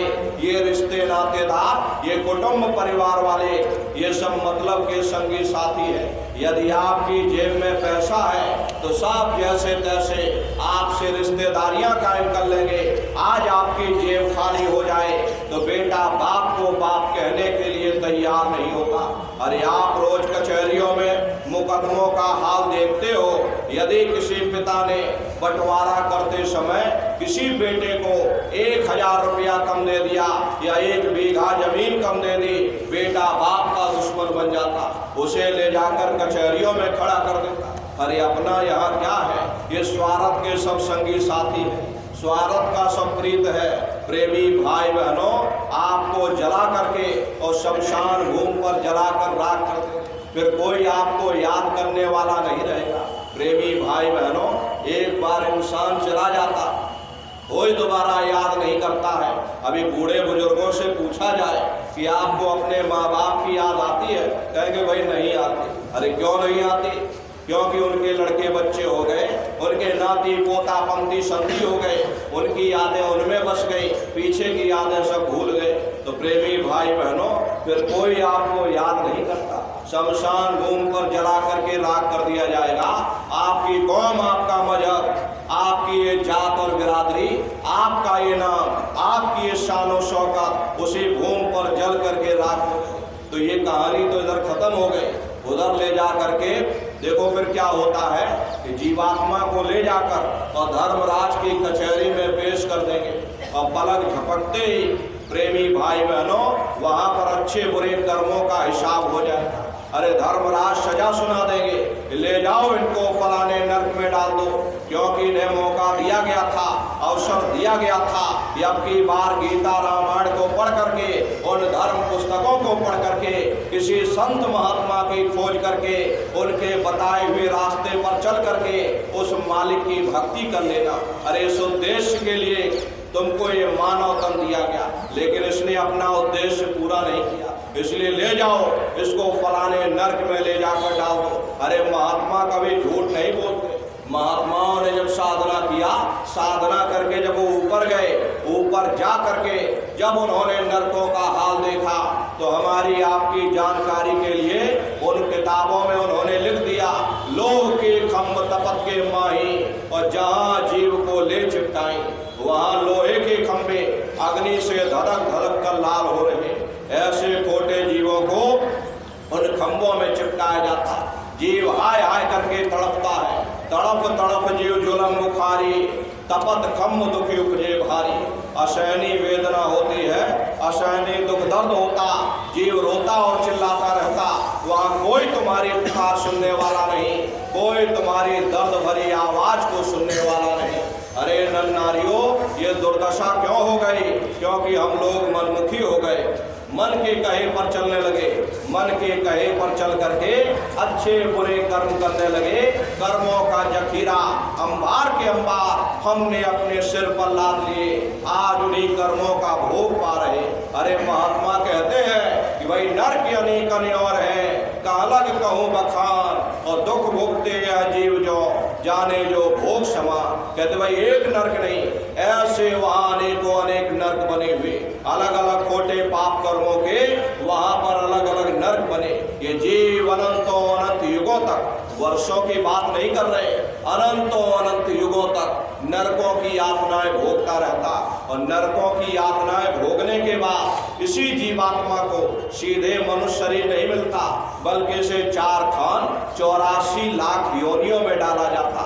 अभी 4 खान 84 लाख योनियां ये कोई मामूली योनियां नहीं होती। 4 खान का मतलब अंडज पिंडज उपमज स्थावर, ये 4 खाने हैं। पहली श्रेणी पेड़ पौधों की होती, जिनके अंदर पानी का तत्व मौजूद होता, तभी ये भी मनुष्य हुआ करते थे, लेकिन आज अपने कर्मों का भोग पा रहे, एक जगह पर खड़े हुए। दूसरी श्रेणी कीड़े मकोड़ों की होती, जिनके अंदर पृथ्वी और अग्नि का तत्व मौजूद होता। तीसरी श्रेणी पंछियों की होती, और चौथी चौपाई जानवरों की होती। ये 4 खान हैं, इनकी अलग अलग कुल 84 लाख योनियां बटी हुई हैं। अब आप पेड़ पौधों को देखो, ये नीम का पेड़ अलग है, ये छोकर का पेड़ अलग है, ऐसे ही अलग अलग प्रजातियों के कीड़े मकोड़े, अलग अलग प्रजातियों के पशु पंछी, कुल मिलाकर 84 लाख योनियां हैं। इस संसार में इतने जीव भरे हुए, यदि सुई की नोक सीधे धरातल पर रख दोगे, उस नोक के नीचे 20 जीव दब करके मर जाएंगे। आप रोज श्वास लेते हो, आपके श्वास लेने से लाखों जीव रोज आपके अंदर चले जाते और मर जाते। अरे कई जन्म भय कीट पतंगा, कई जन्म भय मीन कुरंगा, कई जन्म पंखी सर्प होइयो, कई जन्म है वर वृक्ष जोइयो, मिल जगदीश मिलन की वरिया, चिरंकार यह देश सजरिया। करोड़ों करोड़ युगों से हम आप कभी कीड़े पतंगों की योनि में, कभी पेड़ पौधों की योनि में, कभी पशु और पंछियों की योनि में भटका खा रहे।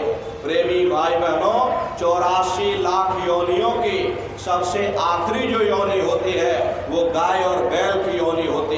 गाय स्त्री का रूप लेते और बैल पुरुष का रूप लेते। ये 84 लाख योनियों की सबसे आखिरी योनि होती है। उसके बाद इनको मनुष्य शरीर दोबारा मिलता। इसीलिए हमारे धर्म शास्त्रों में गाय और बैल को काटना निषेध किया गया, क्योंकि ये गाय और बैल न जाने कितने युगों से नरकों की यातनाएं भोगने के बाद, 84 लाख योनियों में भटकने के बाद तभी अंतिम पायदान पर यानी इनको गाय और बैल की योनि में डाला जाता। उसके बाद इनको मनुष्य शरीर मिलना होता है। लेकिन यदि हम गाय और बैल को बीच में ही काट देंगे, मान लो गाय की उम्र 10 साल की है, 5 साल की उम्र में हमने गाय या बैल को काट दिया, तो बाकी बचे 5 साल ये प्रेत योनि में भटका खाएंगे। और 5 साल वहाँ भटकने के बाद में फिर जब ये बच्चे पैदा होंगे, ये चिड़चिड़े स्वभाव के पैदा होंगे। इसीलिए हमारे धर्म शास्त्रों में गाय और बैल को काटना निषेध किया गया। ये गाय और बैल की योनि ये 84 लाख योनियों की सबसे आखिरी योनि है। तब जाकर के हम लोगों को दोबारा ये मनुष्य शरीर प्राप्त होगा। और इसीलिए कहा गया, बड़े भाग्यवान उस तन पाया, बड़े सौभाग्य से हम लोगों को ये मानव तन मिला। बड़े से बड़े देवता भी इस मानव तन को पाने के लिए तरसते हैं, क्योंकि इन 84 लाख योनियों से, उन नरकों से निकलने का केवल एक ही रास्ता है, वो केवल मनुष्य का शरीर है। इसी मनुष्य मंदिर में बैठ करके हम उस मालिक की भक्ति कर सकते। इसीलिए संतों महात्माओं ने इस पंच भौतिक शरीर को सच्चा हरि मंदिर कहकर याद किया कि हरि मंदिर यह शरीर है, ज्ञान रतन प्रकट होए, ये असली हरि मंदिर है। जब भी वो परमात्मा मिलेगा इसी हरि मंदिर के अंदर जाकर मिलेगा। इसी पंच भौतिक शरीर को ईसा मसीह साहब ने टेम्पल ऑफ लिविंग गॉड यानी जिंदा खुदा का मंदिर कहकर याद किया। इसी पंच भौतिक शरीर को मुसलमान फकीरों ने कुदरती काबा कहकर याद किया। ये असली कुदरती काबा है। अरे खुदा का दीदार जब भी होगा इस कुदरती काबे के अंदर जाकर होगा। बाहर से आज तक न कभी किसी को परमात्मा मिला, न भविष्य में कभी मिल सकता। परमात्मा जब भी मिलेगा तुम्हें तुम्हारे अंदर मिलेगा।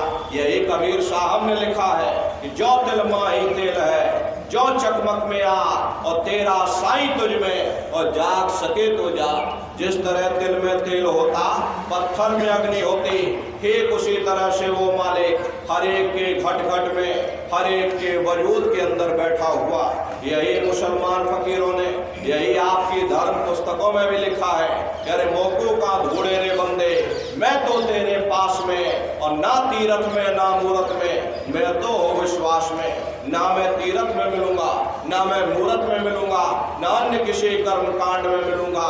मैं जब भी मिलूंगा तो मैं तुम्हारे अंदर मिलूंगा। इसलिए अपने वजूद के अंदर जा करके उस परमात्मा की खोज करो, सुरत शब्द नाम की कमाई करो, यानी सुमरन ध्यान भजन करो। ये रास्ता आपको मिल गया। नित्य नियम से भजन ध्यान सुमरन आप सभी लोग करिएगा। रास्ता बिल्कुल सच्चा है, आप करोगे आपको अनुभव होगा, दिखाई भी देगा और सुनाई भी पड़ेगा। लेकिन इतना ध्यान रखिएगा, जो भी आपको दिखाई या सुनाई पड़े आप लोग किसी को बताइएगा नहीं। बहुत से प्रेमी खुशी के मारे दूसरों को बता देते हैं कि हमको ऐसे ऐसे लोग दिखाई दे रहे, ऐसे ऐसे देवी देवताओं के दर्शन हो रहे। अगर आप दूसरों को बता दोगे, वो ऊपर बैठा हुआ वहीं से बंद कर देगा, फिर दिखाई सुनाई देना हमेशा के लिए बंद हो जाएगा। ये गूंगे की मिठाई है, ये परमार्थी दौलत है। अरे आप अपनी दौलत को देखो कितना छिपा करके रखते, घर के अंदर अलमारी में बंद करके रखते हो। कोई बाजार में ढिंढोरा नहीं पीटता, मेरे घर में इतनी दौलत रखी, अगर ढिंढोरा पीटोगे चोर चोरी कर ले जाएंगे। ऐसे ये परमार्थी दौलत है। जितना छिपा करके रखोगे उतना रास्ता खुलता चला जाएगा। तो भजन ध्यान सुमरन नित्य नियम से आप लोग करिएगा। अरे शरीर को आप लोग भोजन देते हो, सुबह दोपहर शाम रात खाते रहते, लेकिन कभी आपने विचार नहीं किया ये जीवात्मा जो जन्म जन्मांतरों से भूखी प्यासी, कभी आपने इसको भोजन नहीं दिया। अरे इसका भोजन शब्द है, इसका भोजन नाम है। अपना ये नियम बनाओ कि पहले अपनी जीवात्मा को भोजन देंगे, फिर अपने शरीर को भोजन देंगे। अगर ये नियम आपका बन गया तो आपका लोक भी बन जाएगा, आपका परलोक भी बन जाएगा। घर बार छोड़ने की जरूरत नहीं है, बाल बच्चों को छोड़ने की जरूरत नहीं है, समाज छोड़ने की जरूरत नहीं है, जात बिरादरी बदलने की जरूरत नहीं है, जंगलों पहाड़ों में भटकने की जरूरत नहीं है, साधु सन्यासी बाबा बनने की जरूरत नहीं है। अरे भाई अपने अपने घर परिवार में रहिए, अपने अपने बाल बच्चों के साथ रहिए, मेहनत ईमानदारी से काम करिएगा और 24 घंटे में घंटा 2 घंटा अपनी जीवात्मा के कल्याण के लिए सुरत शब्द नाम की कमाई यानी सुमरन ध्यान भजन आप लोग बराबर करते रहना। और देखो प्रेमी भाई बहनों, सभी लोग शाकाहारी रहिएगा, क्योंकि हमारे गुरु महाराज ने शाकाहार पर विशेष जोर दिया। गुरु महाराज बराबर कहते थे ये बच्चा सब लोग शाकाहारी रहना, कोई ऐसा नशा मत करना जिससे बुद्धि तुम्हारी पागल हो जाए। एक अच्छे समाज के निर्माण के लिए, चरित्र उत्थान के लिए यह जरूरी है कि पहले सभी लोग शाकाहारी बने, क्योंकि खान पान का हमारे जीवन पर बड़ा गहरा असर पड़ता। देशी कहावत है जैसा खायन वैसा होए मन। जब इंसान पशुप्रति भोजन करेगा उसकी बुद्धि स्वतः ही पशुओं जैसी हो जाएगी, सोच विचार उसका चिंतन स्वतः ही पशुओं जैसा हो जाएगा। फिर जिस शराब के नशे में माँ बहन बेटी की पहचान खत्म हो जाए, उस शराब को पी करके यह कैसे पता चलेगा कि क्या अच्छा और क्या बुरा है। यही कारण है कि आज घर समाज में, देश और दुनिया में दुनिया के रगड़े और झगड़े, दुनिया का अत्याचार और व्यभिचार फैला हुआ। प्रेमी भाई बहनों, देखो हम लोग मंदिर बनवाते हैं, हम लोग मस्जिद बनवाते, उन मंदिरों में कोई गंदगी करके नहीं जाता।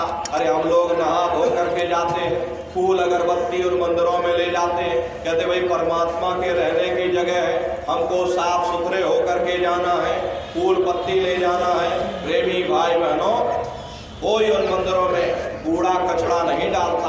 और फिर ये जो हरि मंदिर है, ये पंच भौतिक शरीर जिसे महात्माओं ने हरि मंदिर कहा, इसके अंदर हाड़ मांस के लोथड़े डालोगे, शराब के इसके अंदर कतरे डालोगे, अपने बनाए हुए ईंट गारे के मंदिर की आप कद्र करते हो और परमात्मा के बनाए हुए मंदिर की कद्र नहीं करोगे तो सख्त सजा मिलेगी। अरे महात्माओं ने लिखा है कि तिल भर मच्छी खाई के कोट गौ दे दान और काशी करवट जा मरे निश्चय नर्क निदान। यदि तिल भर भी मच्छी खाकर फिर चाहे कोटान कोट गौओं का दान करो और काशी में जा करके मत्था रगड़ते रगड़ते अपने जीवन लीला को आप वहीं पर बिता दो, फिर भी तुमको तुम्हारे गुनाहों की सजा मिलेगी, कोई बच नहीं सकता।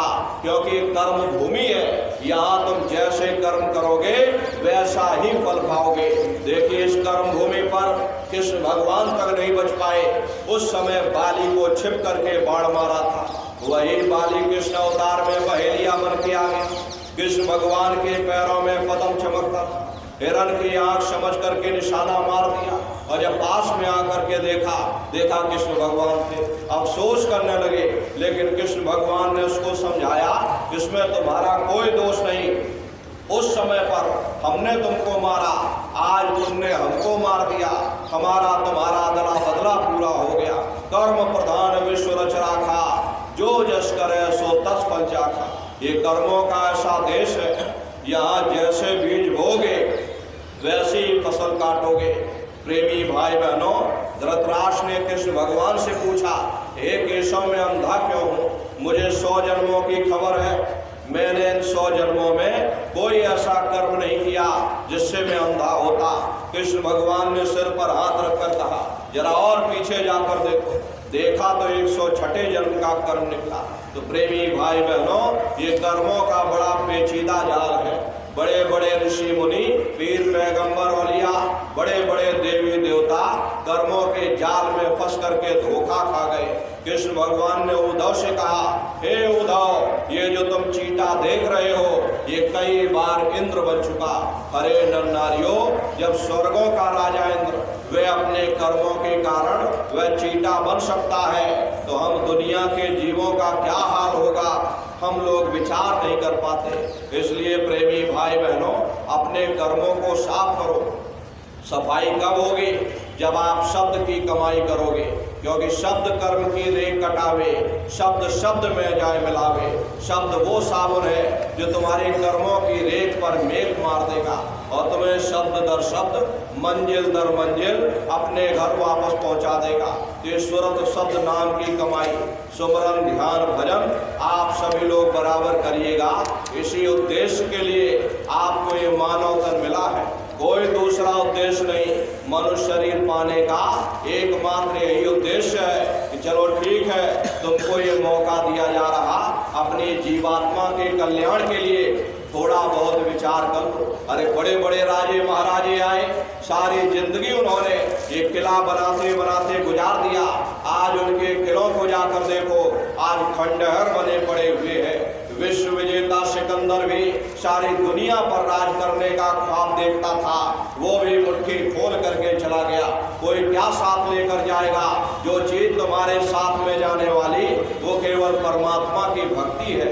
इसलिए वो दौलत कमा लो जो अंत समय में तुम्हारे काम आवे। भजन, ध्यान, सुमरन आप सभी लोग नित्य नियम से करिएगा। और प्रेमी भाई बहनों, इसी के साथ हम अपनी वाणी को विराम देते हैं। इस जन्माष्टमी के महापावन पर्व पर गुरु महाराज के श्री चरणों में यही अरदास और प्रार्थना करते हैं कि हे मालिक, हम समस्त प्रेमी भाई बहनों के ऊपर से ये जो गांठ बंधी हुई है, प्रेमी भाई बहनों, ये गांठ खुल जाए। 5 तत्व 3 गुण, ये 8 तत्व एक तरफ से। प्रेमी भाई बहनों, 8 तत्वों की गांठ जब खुल जाएगी तब सही मायने में जन्माष्टमी मनाई जाएगी। इसलिए गुरु महाराज के श्री चरणों में हम यही अरदास और प्रार्थना करते कि हे मालिक, हम समस्त प्रेमी भाई बहनों को सुरत शब्द के मार्ग पर चलाते रहना। हम सभी प्रेमी भाई बहन भजन, ध्यान, सुमरन करते रहें। हम सभी प्रेमी भाई बहन संगत की सेवाओं में लगे रहें। हम सभी प्रेमी भाई बहन आपस में प्रेम और प्यार के साथ रहें, क्योंकि हम प्रेमी भाई बहनों को गुरु महाराज ने प्रेम और प्यार का पाठ पढ़ाया। ये दीनता का पाठ है, ये प्रेम और प्यार का पाठ। प्रेमी भाई बहनों, गुरु महाराज ने अपना पूरा जीवन प्रेमी भाई बहनों को प्रेम का पाठ पढ़ाया, दीनता का पाठ पढ़ाया। अगर हमारे आपके अंदर प्रेम नहीं रहेगा, हमारे आपके अंदर दीनता नहीं रहेगी, हम कभी प्रेमी भाई बहनों, हमारी रूह, ये जीवात्मा मन के चंगुल से आजाद नहीं हो सकती। इसलिए प्रेमी भाई बहनों, हमेशा चुस्त हो करके, हमेशा दुरुस्त हो करके महात्माओं के शरण में पड़े रहो। शब्द भेदी गुरु की तलाश करो। प्रेमी भाई बहनों, गुरु कोई हाड़ मांस का नाम नहीं है, गुरु कोई रंग का नाम नहीं, गुरु कोई वेशभूषा का नाम नहीं, गुरु कोई चंदन के तिलक का नाम नहीं। हर गुरु वो ज्ञान है जो अज्ञान रूपी अंधकार को मिटा। गुरु नानक साहब ने लिखा है, गुरु सोई जो शब्द सुने, शब्द बिना दूसर नहीं सही, शब्द कमावे सो गुर पूरा, उन चरणन की हो जा धूरा। और पहचान करो मत कोई, लक्ष्य लक्षण देखो सोई, और शब्द भेद लेकर तुम उनसे, शब्द कमाओ तुम तन मन से। यानी शब्द स्वरूपी, शब्द अभ्यासी महात्माओं की खोज करो जो शब्द या नाम के भेद को जानते हो। ऐसे महात्माओं की खोज करके उनके सत्संग वचनों को सुनो। जो सेवा बताई जाए, दीनहीन बन करके उस सेवा को करते रहो, क्योंकि दीनता से ही कुछ पाया जा सकता, दीनता से ही कुछ हासिल हो सकता। एक छोटी सी चींटी राजा के महल में जा सकती है, लेकिन हाथी नहीं जा सकता। ऐसे ही प्रेमी भाई बहनों, तुम दीनहीन बन जाओगे, वो मालिक दयाल है, तुम पर दया मेहर बख्शीश करेगा। दीनहीन जानो अपने को, निपट नीच मानो अपने को, अब अहंकार करो क्या किससे, मौत धार दम दम में बरसे। माया तजे तो क्या भया, मान तजा नहीं जाए। और मान बड़े मुनिवर गले, और मान शवन को खाए। लेने को सतनाम है, देने को अंदान, करने को है दीनता, डूबन को अभिमान। जब दीनता आएगी तो अपने गुरु से प्रेम होगा। संसारी मोहब्बत को हम आप मोह कहते हैं, लेकिन परमार्थी मोहब्बत को प्रेम कहा जाता है। संत मत में प्रेम की ही महिमा है। प्रेमी भाई बहनों, जैसे एक चिंगारी घास के ढेर को जला करके राख कर देती, ऐसे ही गुरु साधक के अच्छे बुरे विकारों को जला करके साफ कर देते। इसलिए प्रेमी भाई बहनों, अपने सद्गुरु से प्रेम करो, निस्वार्थ भाव से प्रेम करो। जब निस्वार्थ भाव से उनके शरण में आओगे, वह मालिक तुम पर दया मेहर बख्शिश करेंगे। इसलिए प्रेमी भाई बहनों, इस जन्माष्टमी के शुभ अवसर पर गुरु महाराज के श्री चरणों में हम यही अरदास और प्रार्थना करेंगे कि हे मालिक, हम समस्त प्रेमी भाई बहनों को अपने चरणों में लगाए रखना, अपनी पनाह में बनाए रखना। हम सभी प्रेमी भाई बहन निस्वार्थ भाव से आपसे प्रेम करें, आपसे प्रेम प्रीत करते रहें, और हम लोग भजन ध्यान सुमरन कर सकें। सुरत शब्द नाम की कमाई करके अपनी जीवात्मा को अपने सच्चे घर वापस पहुंचा दें। ये प्रेमी भाई बहनों, गुरु महाराज के श्री चरणों में यही अरदास और कामना करते हैं। और प्रेमी भाई बहनों, आप लोग भी यही प्रार्थना बराबर करते रहिएगा। जब भी घाट पर बैठना, दो आंसू अपने मालिक के लिए गिराकर और दीनहीन बन करके जब आप बैठोगे, वो मालिक तुम पर दया मेहर अवश्य बख्शिश करेंगे। तो प्रेमी भाई बहनों, भजन ध्यान सुमरन बराबर करते रहिएगा, शाकाहारी का प्रचार बराबर करते रहना। और जो आदेश प्रेमी भाई बहनों, जो संदेश आप लोगों को दिया गया कि प्रत्येक सत्संगी प्रेमी भाई बहन एक एक गांव को गोद ले ले, गांव गांव में संगठन को तैयार करें। अरे प्रेमी भाई बहनों, ये धर्म का प्रचार प्रसार है। अरे सतयुग कैसे आएगा? सतयुग कोई भाषण देने से नहीं आने वाला। सतयुग जब आएगा, जब हम लोग कर्म करेंगे, जब हम लोग धर्म का प्रचार प्रसार करेंगे, तब सतयुग आएगा। प्रेमी भाई बहनों, हम आप अपने गुरु के जलाए हुए दीपक हैं। अगर एक एक दीपक एक एक गांव में प्रकाशवान हो जाए, ये पूरा समाज ही प्रकाशवान हो जाएगा। इसलिए हमारी आपकी सभी की जिम्मेदारी बनती है। हम लोग अपने गुरु महाराज के सिपाही हैं। हम सबका फर्ज बनता है कि गुरु महाराज के संदेशों को गांव गांव घर घर तक पहुंचाया जाए। इसके लिए आप सभी प्रेमी भाई बहन एक एक गांव गोद लेकर के गांव गांव में गुरु महाराज के संदेशों को सुनाइएगा। गांव गांव में गुरु महाराज के वचनों को याद कराइएगा। और प्रेमी भाई बहनों, अरे यही तो गुरु महाराज कह करके गए, बच्चा गांव गांव में भजन केंद्र की स्थापना हो, गांव गांव में वचनवाणियां गूंजे, गांव गांव में सत्संग हो। जब गांव गांव के लोग भजन करने लग जाएंगे, जब गांव बदल जाएगा, ये पूरा समाज ही बदल जाएगा। तो प्रेमी भाई बहनों, ये आपकी हमारी सबकी जिम्मेदारी बनती है। हम सभी लोग मिलकर के गुरु महाराज के संदेशों को गांव गांव घर घर तक पहुंचावे, एक अच्छे समाज का निर्माण हो, सभी लोग धर्म के रास्ते पर चलने लगे। दुनिया भर के व्यभिचार और अत्याचार जो आज के समय में फैले हुए, हम हिंदू मुसलमान सिख ईसाई सभी लोग मानवतावादी बात करें प्रेमी भाई बहनों, क्योंकि हम सब उसी मालिक की संतान है। ये रगड़े झगड़े हमने आपने यहाँ पैदा की, इसलिए मानवतावादी इस बंधन में बंध करके, एक सूत्री बंधन में बंध करके हम समस्त हिंदू मुसलमान सिख ईसाई प्रेमी भाई बहनों मिलजुल करके प्रेम और प्यार से रह करके सुरत शब्द नाम की कमाई करें। ये सनातन से सनातन मार्ग है। परमात्मा सबका एक है, खुदा सबका एक है, गॉड सबका एक है। हम लोग लफ्जों के झगड़े में उलझे हुए उन झगड़ों को भुला करके और असली चीज को, सार तत्व को पकड़ने की कोशिश करें। इन्हीं शुभकामनाओं के साथ में आप सभी प्रेमी भाई बहनों को बहुत बहुत साधुवाद। बोलो जय गुरुदेव।